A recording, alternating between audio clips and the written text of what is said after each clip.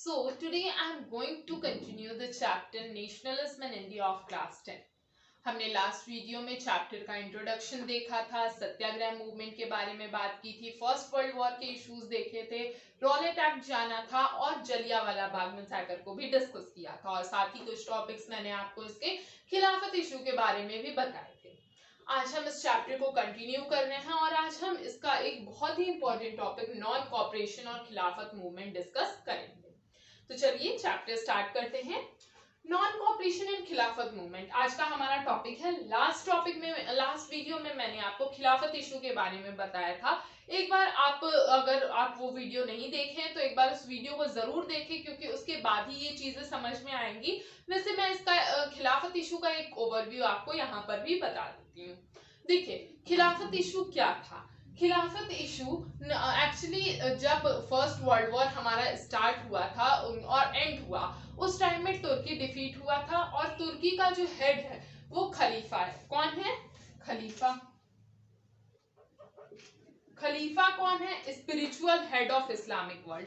पूरे वर्ल्ड में इस्लाम कल्चर के जितने भी लोग हैं उन सब का हेड कौन है? ये खलीफा है।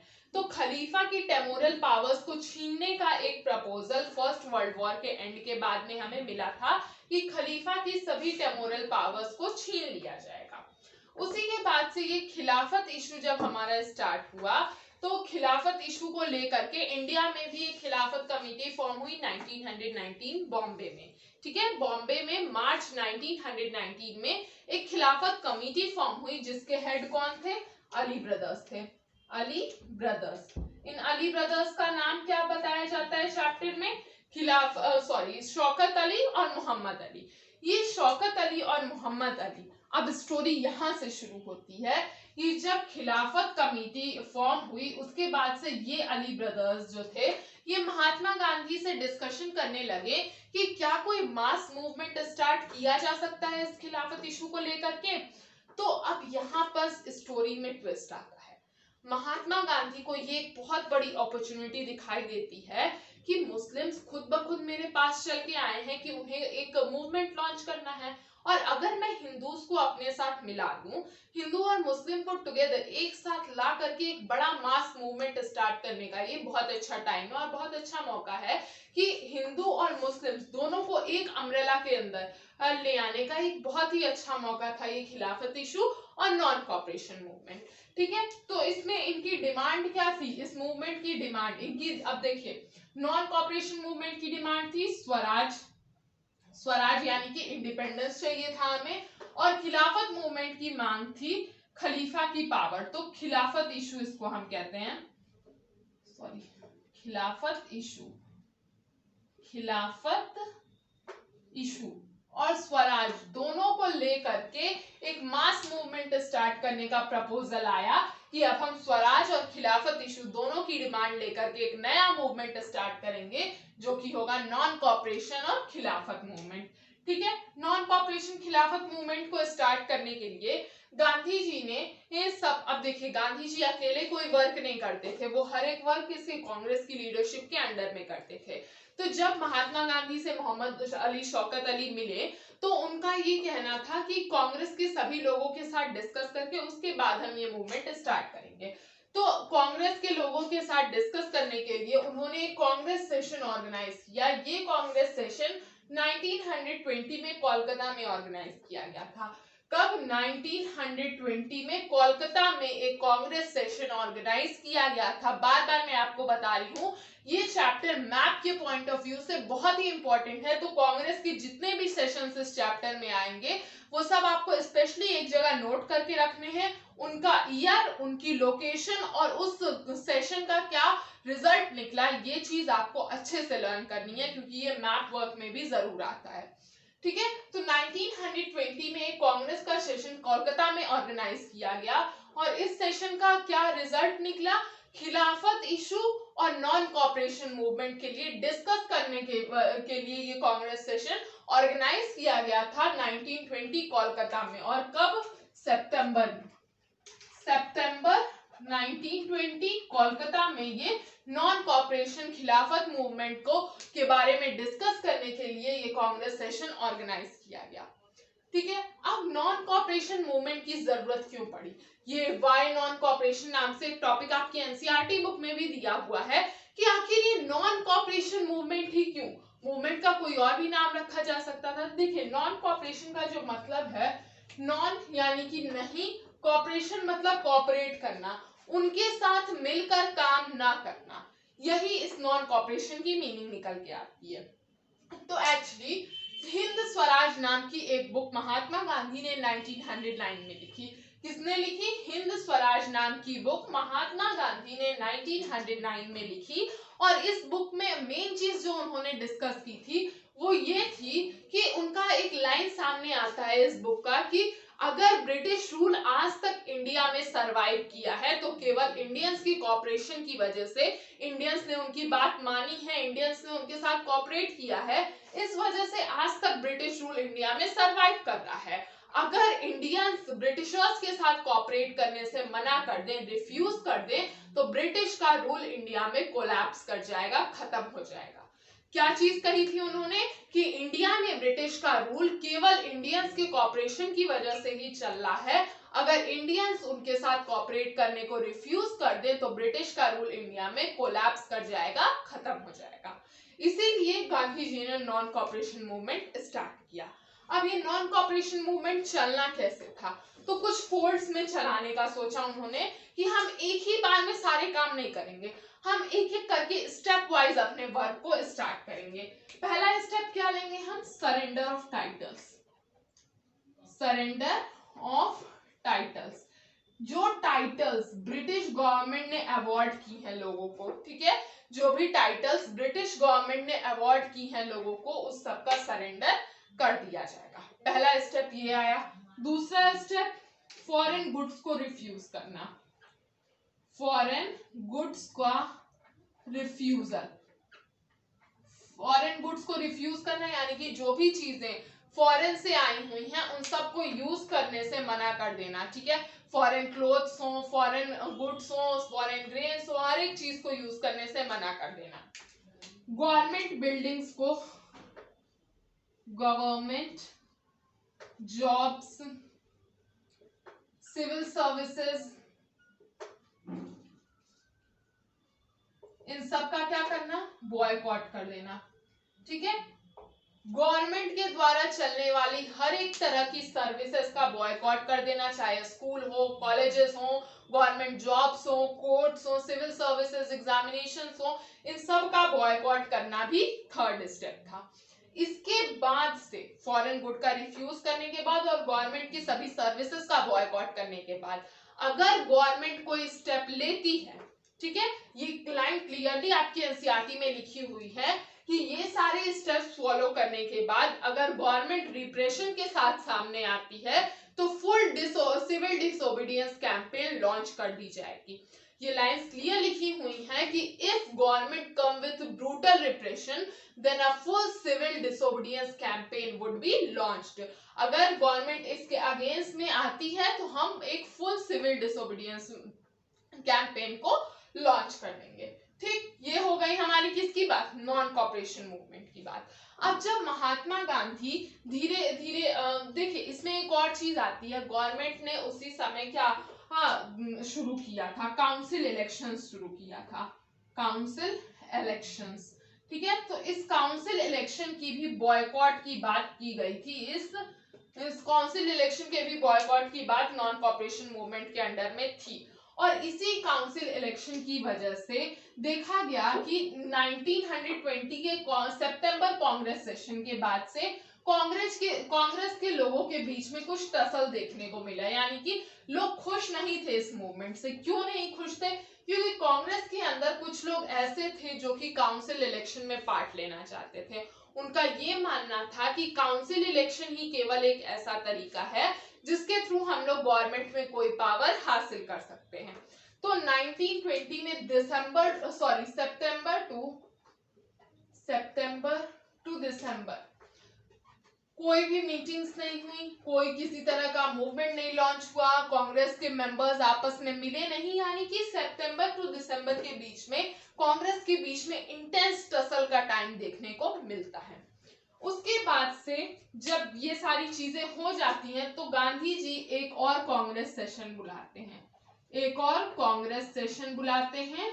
और ये कांग्रेस सेशन कब होता है? दिसंबर 1920, दिसंबर 1920 में। कहां पर होगा? नागपुर में। कहां पर? नागपुर में। ये कांग्रेस सेशन नागपुर में हुआ दिसंबर 1920 में। और इसका मोटो क्या था? इस कांग्रेस सेशन का जो मेन एम था वो था लॉन्च ऑफ नॉन कॉपरेशन खिलाफत मूवमेंट।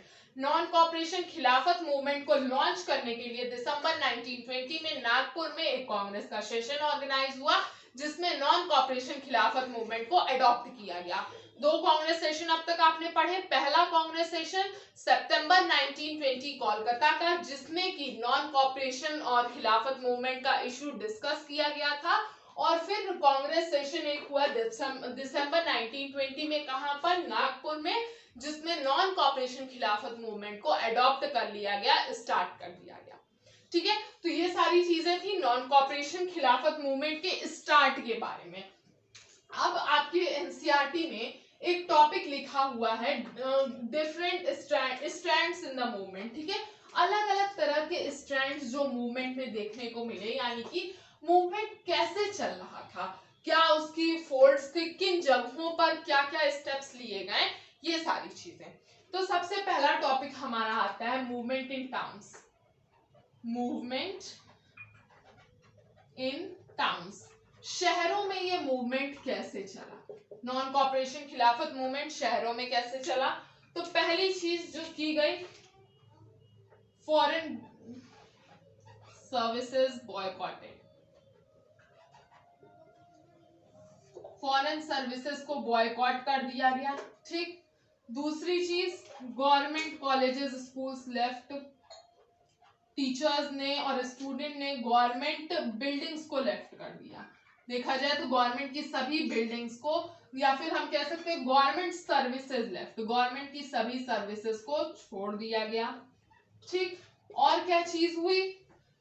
फॉरेन गुड्स की बोनफायर जलाई गई। ठीक है, फॉरेन गुड्स आर बर्न्ड इन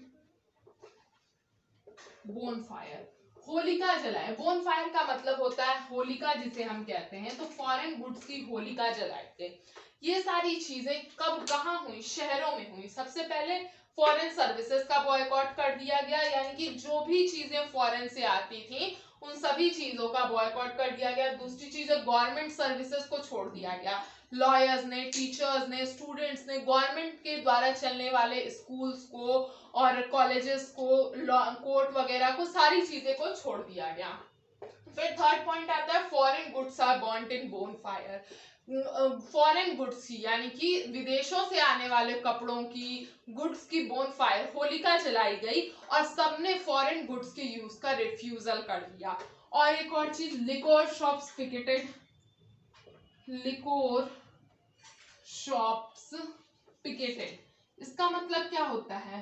तोड़ देना या फिर उसमें धरना प्रदर्शन करना। ठीक है, लिकोर शॉप यानी कि वाइन की शॉप्स, क्योंकि उस टाइम में वाइन जो था वो ब्रिटिश रूल को बहुत ज्यादा सिग्निफाई करता था। इस वजह से लिकोर शॉप्स को तोड़ा गया, जगह जगह पर हड़तालें हुई, और मतलब ये सारे एक्टिविटीज नॉन कॉपरेशन मूवमेंट के अंडर में टाउन्स में देखने को मिली। लेकिन एक और क्वेश्चन आता है आपके एग्जाम्स में कि आखिर ये मूवमेंट जो था वो टाउन्स में धीरे धीरे स्लो क्यों होने लगा? Why non-cooperation movement start slowing down in towns? ठीक है, टाउन्स में ये मूवमेंट स्लो क्यों होने लगा? स्लो डाउन का रीजन क्या है? स्लो डाउन का रीजन क्या है? टाउन्स में स्लो डाउन का रीजन क्या है? तो पहला रीजन तो ये है कि खादी क्लोथ्स बहुत ही एक्सपेंसिव थे। खादी क्लोथ्स जो थे वो बहुत ही एक्सपेंसिव थे। लोग उनको, देखिए जो रिच लोग हैं वो लोग तो खादी अफोर्ड कर सकते थे क्योंकि खादी क्लोथ्स हैंडमेड होते थे, इस वजह से वो बहुत ही कॉस्टली मिलते थे। जबकि फॉरेन क्लोथ्स जो थे वो मशीन मेड होते थे, इस वजह से उनकी प्राइस भी चीप थी। लेकिन खादी क्लोथ्स जो होते थे वो हैंडमेड होते थे और बहुत ही एक्सपेंसिव मिलते थे। जबकि जो फॉरेन क्लोथ्स थे वो काफी सस्ते थे, तो गरीब लोग ज्यादा दिन तक खादी अफोर्ड नहीं कर पा रहे थे। गरीब लोग जो थे वो खादी को अफोर्ड नहीं कर सकते थे, तो वो लोग कुछ दिन बाद मजबूर होकर के फॉरेन क्लोथ्स का ही यूज करने लगे। दूसरी चीज क्या थी? No alternative institution, no alternative Indian institution.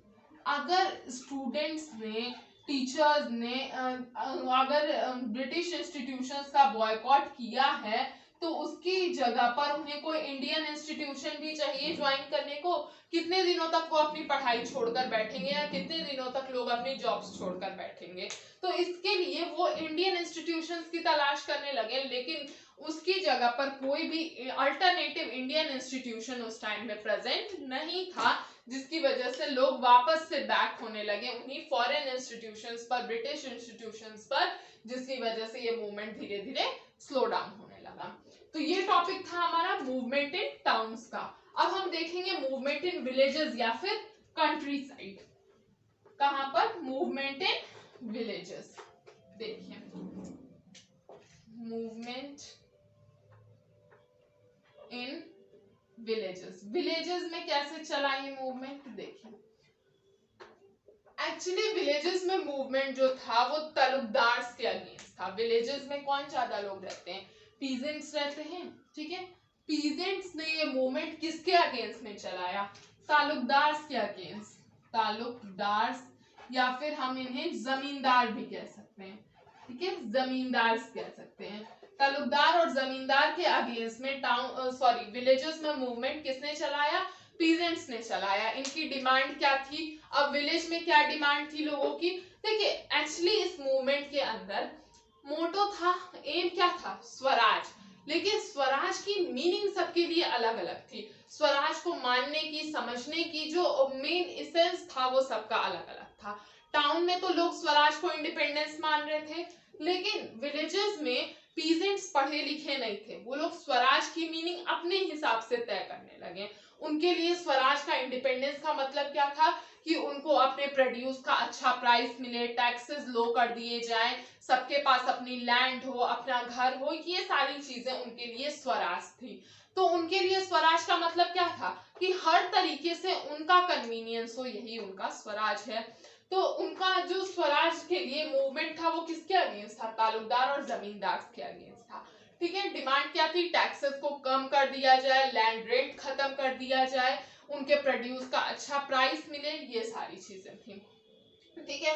अब पीजेंट्स का मूवमेंट लेड करने के लिए एक बहुत ही इंपॉर्टेंट नेम सामने आता है, अवध किसान सभा।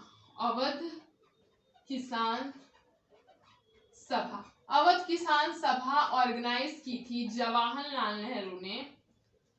जवाहरलाल नेहरू ने किसके साथ मिलकर के? बाबा काशीराम के साथ मिलकर के। बाबा काशीराम के साथ मिलकर के जवाहरलाल नेहरू ने अवध किसान सभा ऑर्गेनाइज की थी, जिसके अंडर में नॉन कॉपरेशन मूवमेंट विलेजेस में चल रहा था। कौन सी सभा थी? अवध किसान सभा। किसने लॉन्च की? बाबा काशीराम और जवाहरलाल नेहरू ने मिलकर के ये अवध किसान सभा कहां पर लॉन्च की? विलेजेस में लॉन्च की, जिसके अंडर में ये नॉन कॉपरेशन खिलाफत मूवमेंट वहां पर चल रहा था। अब हम नेक्स्ट टॉपिक अपना देखेंगे, मूवमेंट इन टाउन्स देख लिया हमने किस तरीके से टाउन्स में चला, फिर मूवमेंट इन विलेजेस भी देखा, विलेजेस में किस तरीके से मूवमेंट चल रहा था, और अब हम देखेंगे मूवमेंट इन, हम कहें तो ट्राइबल पीपल। ट्राइबल पीपल्स किस तरीके से मूवमेंट कर रहे थे? ट्राइब्स कर देते हैं। ट्राइब्स के अंदर आदिवासी लोग किस तरीके से मूवमेंट को चला रहे थे, ये चीज देखते हैं। ट्राइबल पीपल्स के अंडर में किस तरीके से मूवमेंट चल रहा था।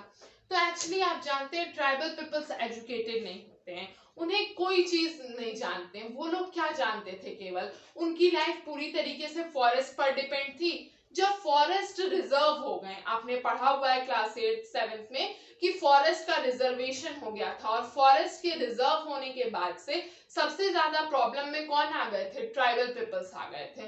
तो उनके लिए इंडिपेंडेंस का मतलब क्या था? उनके लिए स्वराज की मीनिंग थी कि उन्हें उनके फॉरेस्ट पर पूरा अधिकार मिल जाए, हर तरह के रिचुअल्स जो वो फॉलो करते हैं वो उन्हें फॉलो करने दिए जाएं, उनको प्रॉपर फूड मिले, फॉरेस्ट पे वो जिस तरीके से पहले डिपेंड थे वैसे ही डिपेंड हो, अपने केटल्स को ग्रेस करा सके, वहां पर फ्रीली फॉरेस्ट में घूम सके। और ट्राइबल्स की एक बहुत बड़ी जो खासियत होती है वो ये होती है, वो लोग फॉरेस्ट की ही पूजा करते हैं, वो लोग फॉरेस्ट को ही अपना गॉड मानते हैं, माउंटेन्स को, हिल्स को ये लोग अपना गॉड मानते हैं, तो अपनी सारी स्पिरिचुअल थिंग्स करने की भी फ्रीडम उन्हें मिल सके। ये सारी चीजें फ्रीडम थी ट्राइबल पीपल्स के लिए। ट्राइबल पीपल्स का मूवमेंट एक तरह से देखा जाए तो गवर्नमेंट के अगेंस्ट में फॉरेस्ट के लिए था, ठीक है, फॉरेस्ट के लिए उनका मूवमेंट था। इनके में जो नाम सामने आता है मेन पर्सन का, वो आता है अलूरी सीताराम राजू का। अलूरी सीताराम राजू, अलूरी सीताराम राजू जो था ये गुरिल्ला मूवमेंट से अटैच था। किससे? गुरिल्ला मूवमेंट, जो कि आंध्र प्रदेश के ट्राइब्स के बीच में चल रहा था। कहां पर? आंध्र प्रदेश में, आंध्र प्रदेश की गुडेम हिल्स, आपने नाम सुना होगा, आंध्र प्रदेश की गुडेम हिल्स में, गुडेम हिल्स में गुरिल्ला मूवमेंट चला रहे थे ट्राइबल्स, और उस गुरिल्ला मूवमेंट के हेड थे अलूरी सीताराम राजू, जिन्होंने खिलाफत मूवमेंट को और नॉन कॉपरेशन खिलाफत मूवमेंट को वहां पर ऑर्गेनाइज कराया। ये अलूरी सीताराम राजू जो था ये लोगों को इस तरीके से इन्फ्लुएंस कर, ये गांधी जी के आइडियाज पर चलता था, गांधी जी को अपना हेड मानता था, और साथ ही उसका ये कहना था कि उसको गॉड, वो गॉड की एक इनकारनेशन है, यानी कि भगवान का अवतार है, और उसे गॉड ने अर्थ पर इसलिए सेंड किया है ताकि वो लोगों का भला कर सके, उनको देख सके। उसका ये मानना था कि उसके पास कुछ स्पेशल पावर्स हैं, वो लोगों को हील कर सकता है, गन शॉट्स पर सरवाइव कर सकता है, ये सारी चीजें उसका कहना था। ये गांधी जी के आइडियाज को मानता था, खादी वियर करता था, लोगों को लिक्वर पीने के लिए मना करता था, खादी पहनने के लिए इंसिस्ट करता था। ये सारी चीजें अलूरी सीताराम राजू के बारे में हैं, ठीक है, अलूरी सीताराम राजू। अब और क्या चीजें हैं? ये सारी चीजें थी, मतलब आंध्र प्रदेश की गुडेम हिल्स के अंदर गुरिल्ला मूवमेंट, और वहां पर ट्राइब्स के बीच में नॉन कॉपरेशन मूवमेंट चलाने का पूरा क्रेडिट किसको जाता है? अलूरी सीताराम राजू को जाता है। वहां का ये मेन हेड वहां पर सामने आता है। बाद में इसे गवर्नमेंट ने, सॉरी पुलिस ने इसको पकड़ लिया था अलूरी सीताराम राजू को, और 1 साल के अंदर अंदर इसको फांसी भी दे दी गई थी। तो ये था हमारा मूवमेंट इन ट्राइब्स। अब इसके बाद हमारा जो नेक्स्ट और लास्ट टॉपिक इस नॉन कॉपरेशन मूवमेंट का बचता है वो है मूवमेंट इन प्लांटेशन। प्लांटेशन के अंदर मूवमेंट किस तरीके से चला, ये चीजें हम देख लेते हैं। प्लांटेशन के अंदर प्लांटेशन वर्कर्स बहुत ही बुरी कंडीशन में रह रहे थे।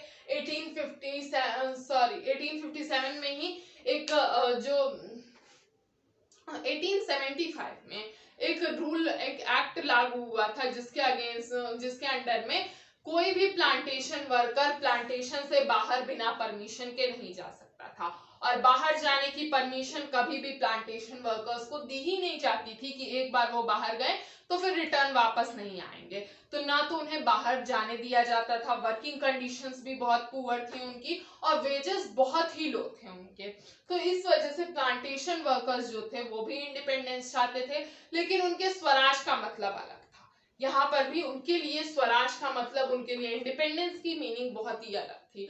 उनका क्या मानना था? स्वराज के लिए उनका यही मानना था कि उन्हें अपने घर जाने दिया जाए, जहां से वो आए हैं उन्हें वहां जाने दिया जाए, प्रॉपर वेजेस के साथ उन्हें अच्छी नौकरी मिले, और साथ ही सबको अपनी अपनी लैंड मिले वहां पर। जब इन प्लांटेशन वर्कर्स ने नॉन कॉपरेशन मूवमेंट के बारे में सुना तो ये सभी लोग प्लांटेशन छोड़कर भागने लगे कि अब नॉन कॉपरेशन मूवमेंट स्टार्ट हो गया है, हम सभी को स्वराज मिलेगा, इंडिपेंडेंस मिलेगा, और हम सब अपने घर जा सकते हैं। और साथ ही एक यहाँ पर वायरल जो हुआ था, एक मिस न्यूज वहां पर वायरल हुई थी कि महात्मा गांधी अब एज अ गॉड सामने आ रहे हैं, और वो सभी को सबके विलेजेस में अपनी अपनी लैंड देंगे, लैंड का रीडिस्ट्रीब्यूशन करने महात्मा गांधी आ रहे हैं। तो ये सभी लोग अपनी प्लांटेशन छोड़कर वहां से भागने लगे, लेकिन इसका कोई रिजल्ट सामने नहीं आया। बाद में ये लोग पुलिस के द्वारा पकड़े गए और वापस से उसी प्लांटेशन में इन्हें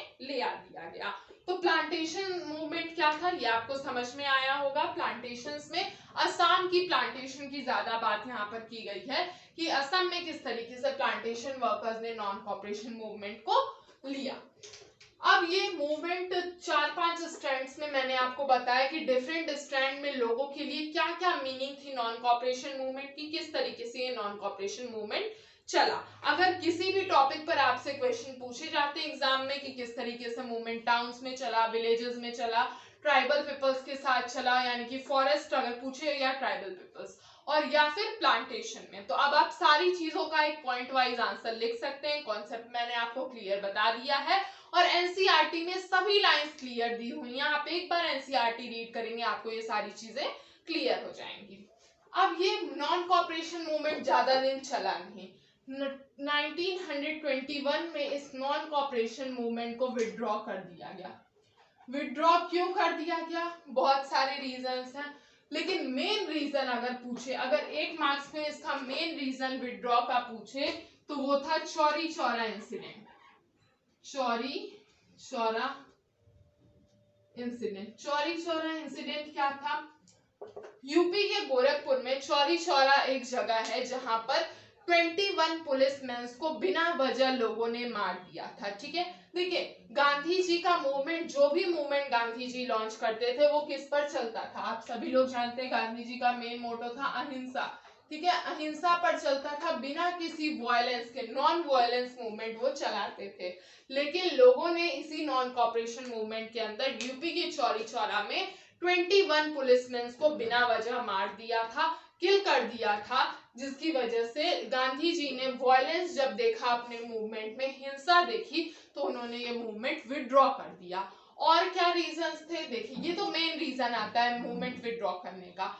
अब मूवमेंट को और क्या रीजन था विड्रॉ करने का? पहली बात तो गांधी जी ये चाहते थे कि सभी लोग प्रॉपरली ट्रेंड किए जाएं, प्रॉपरली ट्रेनिंग दी जाए उन्हें। ठीक है, प्रॉपरली ट्रेनिंग दी जाए ताकि वो लोग अच्छे से मूवमेंट को, कांग्रेस के लीडर्स को प्रॉपरली ट्रेनिंग दी जाए ताकि वो लोग अच्छे से इस मूवमेंट को चला सकें। दूसरी चीज, जो लोग कांग्रेस काउंसिल इलेक्शंस को लेकर के, जो लोग कांग्रेस से अलग हो रहे थे, उनका मन नहीं था इस मूवमेंट को ज्वाइन करने का, उन सबको कन्विंस किया जाए। धीरे धीरे कांग्रेस लीडर्स इससे हट रहे थे, उसको छोड़ रहे थे। तो इन सारे रीजंस की वजह से गांधी जी ने 1921 में नॉन कॉपरेशन खिलाफत मूवमेंट को विड्रॉ कर दिया। और मेन रीजन अगर पूछे विड्रॉ का तो चौरी चौरा इंसिडेंट। चौरी चौरा इंसिडेंट क्या था कि 21 पुलिसमैन को बिना वजह लोगों ने पुलिस स्टेशन के अंदर ही जलाकर मार दिया था, और यहाँ पर वायलेंस स्प्रेड होने की वजह से गांधी जी ने यह मूवमेंट विड्रॉ कर दिया।